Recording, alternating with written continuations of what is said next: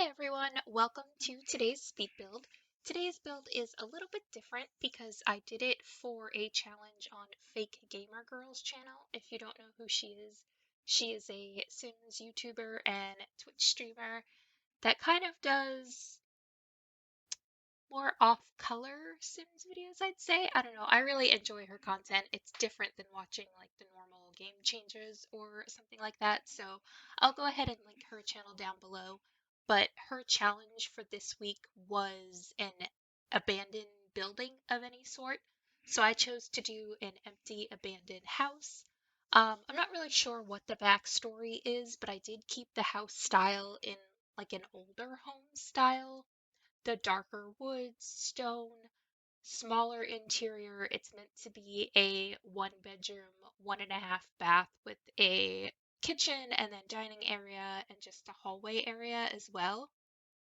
So to keep with the abandoned theme, you can see the wood panels I used are from Island Living. I liked it because they have that weathered look.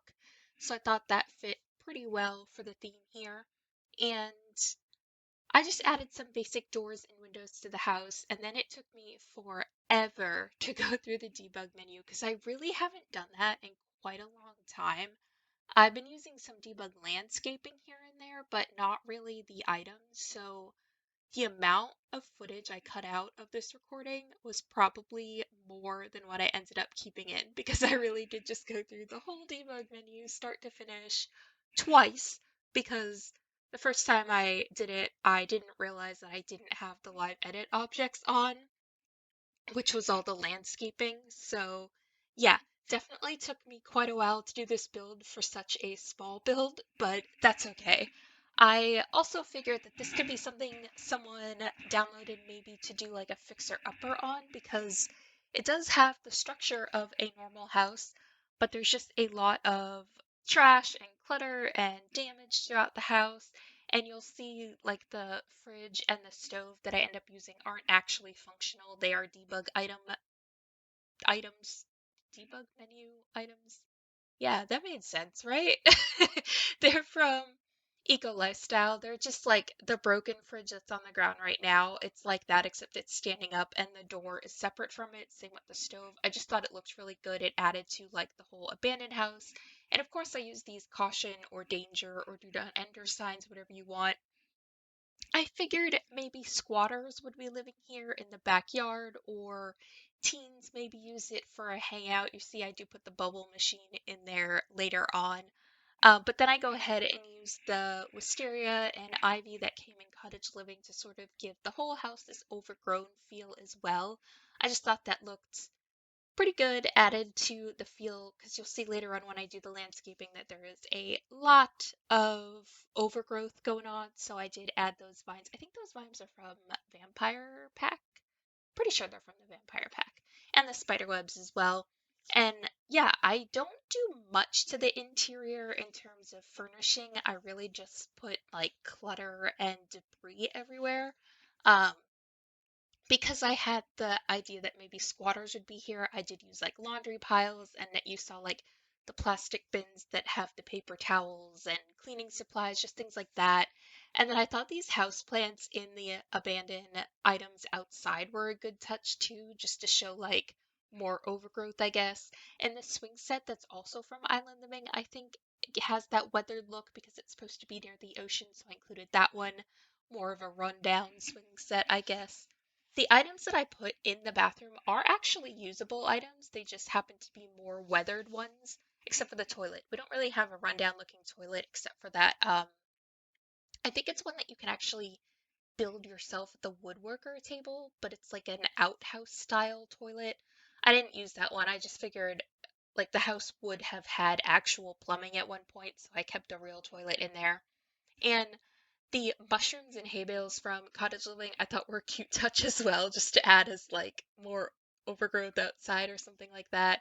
And I use from Eco Lifestyle, I think it's Eco Lifestyle, it might be Tidy Living, that bed that I put in there, but I did the worn one that has like the rip sheets and everything.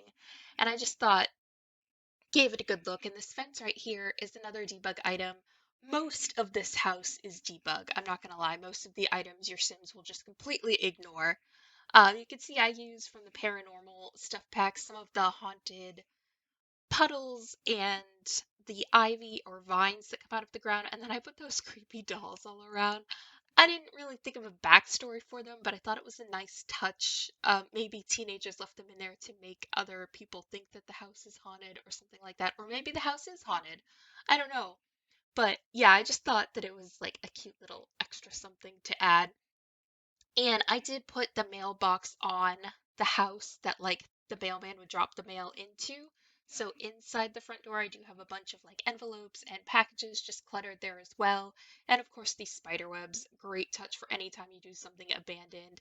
Those are from the vampire pack as well, which I've realized that Eco Lifestyle Vampire Pack and the Paranormal Pack are really good for making like creepy buildings. Yeah. And I think the mounds of dirt I put under the swing set are actually meant to be like tombstone or grave markers. I don't know, but it looked good, so I added it. And then of course the broken tires, car parts, everything around that yard as well. Some safety cones, like probably at one point the building was condemned and the city tried to block it off, but of course people just go in it anyhow. And I'm adding just a little bit of trash to the outside, again, from Eco Lifestyle before I go ahead and move on to the interior. And like I said, for the interior, I don't really do too much, and it isn't a functioning building in terms of like the kitchen. Because, like I said, the oven and refrigerator are just debug items, so your Sims will completely ignore them. So if you do end up fixing up this house, you will have to put real appliances in. I go ahead and put these saucer lights in just so I can see what I'm doing while I'm doing the decorating. But at the end, I end up taking all of the lights out and putting, I think it's in the laundry day pack, the one single bulb that hangs down, and I go into live mode and sort of adjust the colors on all of them as well to give it more of that creepy feel. I don't include that in the recording, but you will see it in the screenshots obviously at the end. And yeah, I just go ahead and add a lot of dirt and grime and gross things all over the house. I figured there wouldn't really be real curtains, but these torn up Star Wars looking banners I thought were a good fit because whoever is maybe squatting in the house or using the house for a hangout would not want people to know that they're inside, so they would have covered the windows. And I also add posters over the front room windows as well later on. But here I'm just going through and adding all of the stuff from the vampire pack, like the mold, the holes in the wall, the splatter, the scratches, like all of just the dirt and grime and cracks and grossness I just thought were great. And of course, Jungle Living comes with a few as well, so I add those in as well. Or Jungle Adventure, not Jungle Living. You know what I mean.